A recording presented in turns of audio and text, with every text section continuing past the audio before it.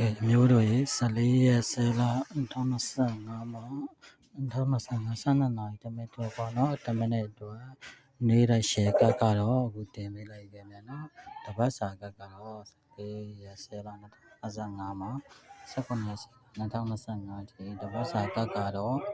အဲ့မှာ video file လေးတင်ပေးထားတယ်ခင်ဗျာနော်ဒီနိုင်တဲ့ channel ရဲ့အနေနဲ့အပတ်စဉ်နေ့ရက်တိုင်းကိုပြန်တင်ပေးမယ်နော်